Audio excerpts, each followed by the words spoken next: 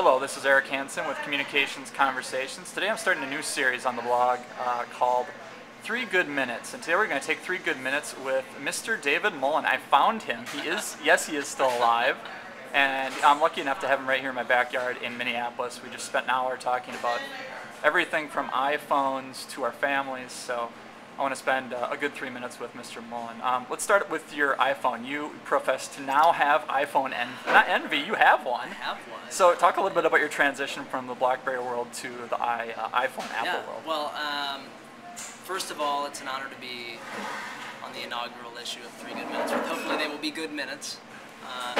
My inauguration into the iPhone. Well, I was skeptical of iPhones. I'm not gonna lie. They were beautiful. I was jealous from a distance. But you know, I just felt like it was a lot of hype, and so I hadn't bought into it. And then I got a glorious email from work that said that we had the opportunity to trade in our BlackBerries for iPhone 3GSs if we so choose. And that was about a month ago. And I decided, since it was on Mullen's dime, thank you Mullen.com, thank you Mullen, that I'd give it a shot, you know. And so about 2 weeks later, my iPhone arrived on my desk, and I opened the box, and I immediately got shiny object syndrome because it was physically beautiful. You know, I was like a kid in a candy store for the first 3 days or so, but trying to restrain myself. But I have to admit that I did fall in love with it, literally fell in love with the iPhone about 4 days in to my ownership of it. I was sitting on my couch with my wife and reviewing creative concepts on my iPhone without having to go to my car and get my computer, without having to get up and walk into a different room to get a computer. Without, you know, I didn't even need a computer. I'm opening attachments, zooming in, looking at creative concepts that we were presenting to a client a few days later, and providing feedback without literally lifting my butt off the couch. And I looked at my wife and I said, "Honey, I think I'm in love with an iPhone."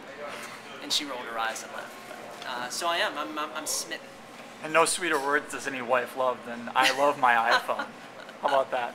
She is since planning an intervention for me. So right. Hopefully that goes well.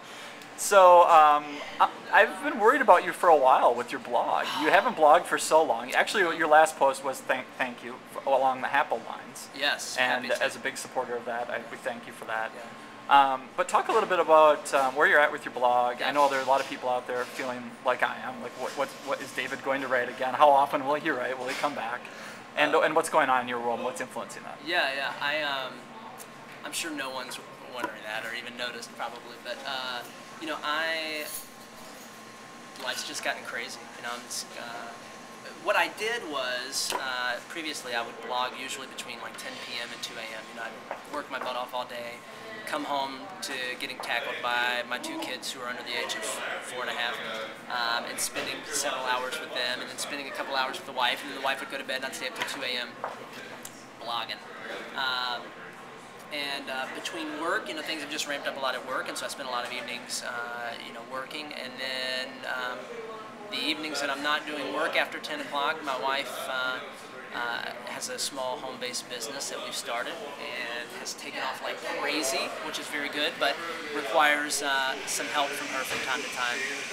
So 1 or 2 nights a week I'm usually doing work, and then 2 or 3 nights a week I'm helping her with her business, and it has left little time for blogging. So the frustrating part for me is I've got what I think to be, they might be stupid, but what I think to be really good blog topics and post ideas for the blog. I just haven't had the time to really crank them out. But I'm going to. So stay tuned. Don't unsubscribe. Go subscribe.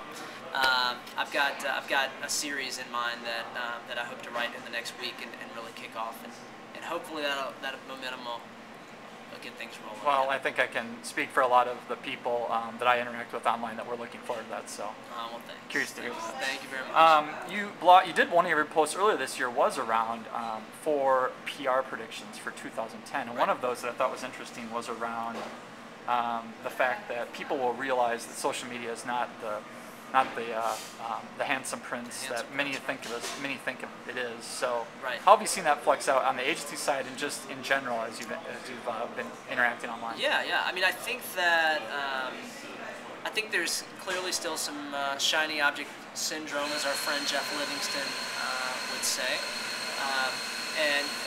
and a lot of companies, kind of are still having. Some companies are still having the knee-jerk reaction. Some brands are still having the knee-jerk reaction to, well, we have to have a Facebook page, or a viral video will help. Will save our product and boost sales.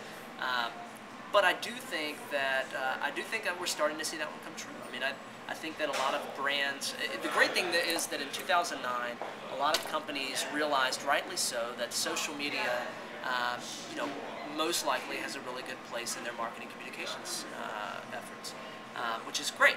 So a lot more companies began putting their foot in the water and getting involved. The other great thing about that is they start to get a more realistic expectation around what social media can do for them beyond just what the hype is that they've heard about. And so I think that 2009 saw a lot of brands start to get involved in social media. I think it also, leading into 2010, allowed a lot of brands to get more realistic expectations about what social media can do for them. It can help them connect with consumers. And it's not going to be it's not the second coming of you know who. It's not going to be the savior for their brand. And I actually think that that's a good thing. I think that that when people have the right expectations about what social media can do for their business and they integrate it smartly into their overall marketing communications plan, I think they'll see better results out of it, and then they'll be happier in the long run, and look to it as a part of their long-term strategy. Great. Thank you, David. Thanks for meeting pleasure. up with me today. It's been a Pleasure. pleasure meeting you in person. Thank you.